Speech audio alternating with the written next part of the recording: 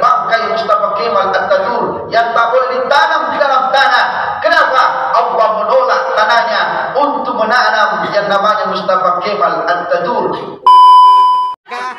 Ada kak?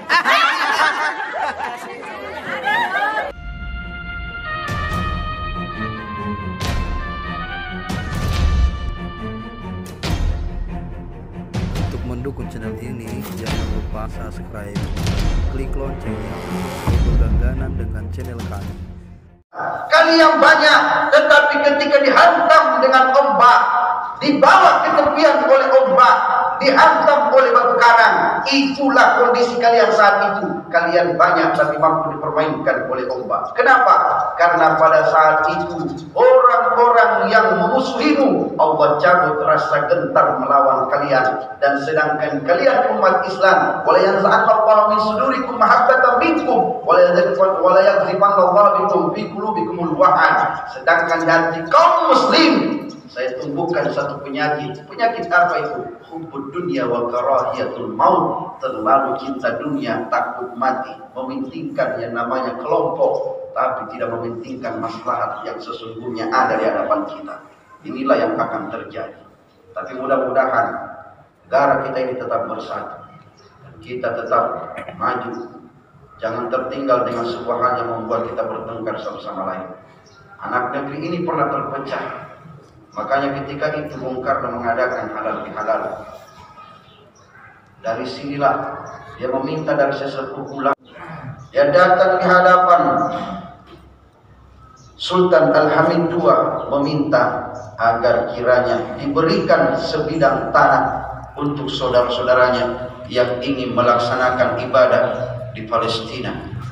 Tapi Sultan Abdul Hamid II sangat keras dan tegas mengucapkan, tak sejengkal pun aku akan berikan tanah di atas bumi Al-Quds, bumi Palestina yang kamu telah janjikan sebagai kiblat kedua dari umat Islam. Qad nara takalluba wajhika bis sama wa lan walliyannaka qiblatan tardaha fawalli wajhaka syatral masjidil haram.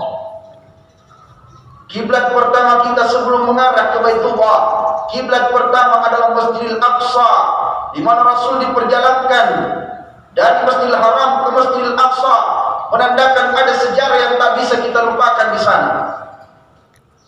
Ada sejarah yang tak bisa kita hilangkan dalam sejarah peradaban bumi ini. Ketika Rasul salat di salah satu masjid sahabatnya, Rasulullah diperintahkan oleh Allah turun ayat, qad nara takalluba wajhika bis sama falanuwalliyannaka qiblatan tardaha fawalli wajhaka syatral masjidil haram. Allah memerintahkan kepada Rasulnya memalingkan wajahnya yang dahulu kiblatnya umat Islam ketika sholat di Masjidil Aqsa, falanuwalliyannaka qiblatan tardaha. Lihat caranya Allah berfirman dalam Al-Quran dengan menggunakan kalimat yang begitu halus kepada nabinya. Kalau mungkin kita yang sedang sholat tiba-tiba disuruh berhenti, tiba-tiba disuruh pindah, palingkan wajahmu, kemungkinan kita akan marah. Tapi kalimat Allah ini mengajarkan kepada kita balaghah, ilmu yang dikatakan majas, ucapan yang baik meskipun itu menyinggung perasaan. Apa kata Allah? Falanuwalliyannaka qiblatan tardaha. Inilah kalimat yang paling halus dalam Al-Quran yang mungkin kita tidak sadari. Kata-kata falanuwalliyannaka sangatlah tinggi derajatnya dari kata-kata yang lain yang mungkin mengatakan uskut atau lain sebagainya. Tapi inilah yang dikatakan falanuwalliyannaka qiblatan tardaha. Dari sinilah perpindahan kiblat Masjidil Aqsa berubah menjadi Masjidil Haram. Selanjutnya pada tahun 1902 mulailah gejolak terjadi. Tak lama kemudian Perang Dunia Pertama dicetuskan. Akhirnya negara-negara Arab pun terpecah.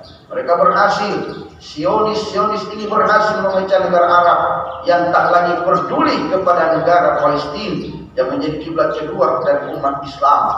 Setelah itu, tepatnya tanggal 13 Maret 1924, dengan gagah beraninya Mustafa Kemal pertama kali merubah dari Ottoman Turki Utsmania merubah menjadi Republik Turki.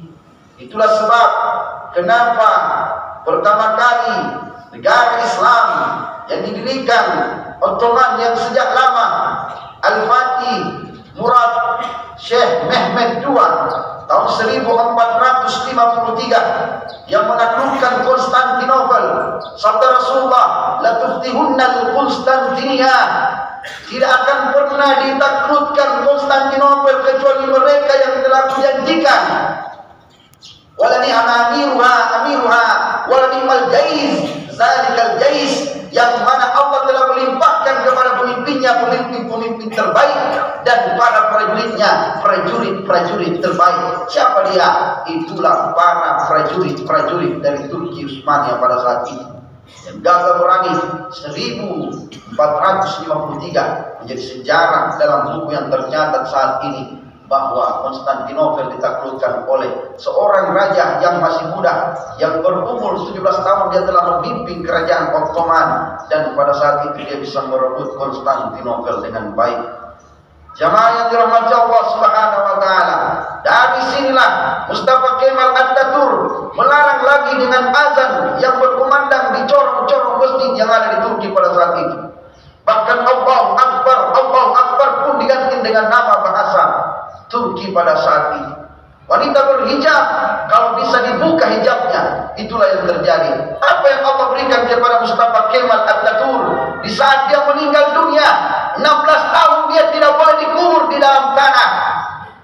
Berapa lama dia berada di tengah lautan yang diselimuti dengan es karena tubuhnya melepuh. Allah berikan azab yang begitu keji kepadanya. Sampai saat ini kalau kita berangkat menuju Turki, kita akan dibawa ke tempat untuk memperlihatkan kekuasaan Allah, di mana kuburan Mustafa Kemal Atatürk itu. Kita akan melihat dari jauh berapa meter sudah kita cium bau dari bangkai Mustafa Kemal Atatürk yang tak boleh ditanam di dalam tanah. Kenapa? Allah menolak tanahnya untuk menanam yang namanya Mustafa Kemal Atatürk. Begitu ditanam di dalam tanah, malah jasadnya ini akan terpelintang naik ke atas langit. Lalu ditindislah dengan beberapa ton yang namanya batu marmer yang ada di sana.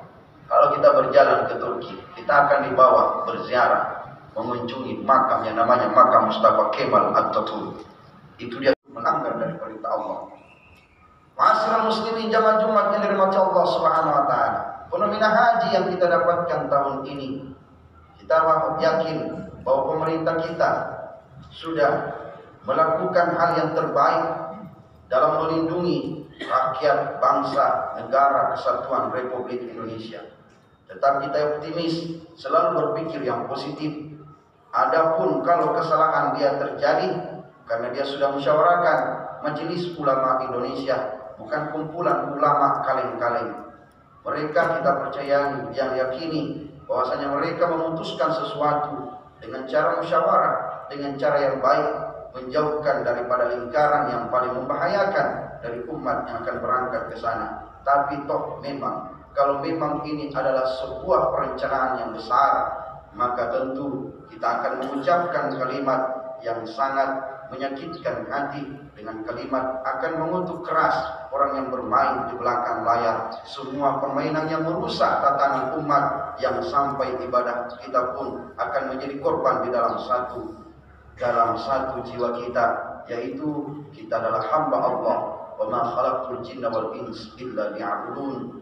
Tidaklah kita diciptakan, jin dan manusia diciptakan kecuali menyembah kepada Allah Subhanahu wa taala. Ma'asyiral muslimin jamaah Jumat yang dirahmati Allah Subhanahu wa taala, tetap kita bersatu, padu, jangan terpecah. NKRI ini dibangun dengan darah kaum syuhada. Para ulama berada di barisan depan. Berapa banyak lagi darah yang kita harus tumpahkan.